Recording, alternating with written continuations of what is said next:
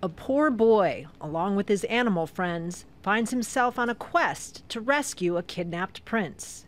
It's a character conceived by the American literary icon Mark Twain, but brought to life more than 100 years after his death. The journey of this children's book starts here in Hartford, Connecticut. This house was where the major creative period of Mark Twain's life happens. This is where the author, whose real name was Samuel Clemens, honed his craft, writing the adventures of Tom Sawyer, Huckleberry Finn, and The Prince and the Pauper. His home was a place for imagination and creativity. His daughters encouraged him to tell them stories on an almost nightly basis, and every story had to be different.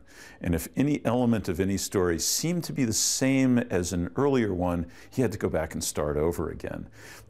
Think of what that does to your creative process as a storyteller, that you have to come up with something brand new on an almost nightly basis. The purloining of Prince Oleo margarine comes from a long Clemens family tradition of telling bedtime stories. It's based on a fairy tale he first told his daughters in Paris, one that the authors hope will continue to resonate with children for generations to come. The story was just 16 pages of Twain's handwritten scribbles when it was discovered in the archives several years ago. The husband and wife duo, Philip and Aaron Stead, were tasked with turning Twain's unfinished notes into a full children's book. It wasn't necessarily our job to please Mark Twain. It was actually our job to please Mark Twain's daughters, because that was who the story was for originally when he was telling it. The Steads had to make a few critical choices along the way.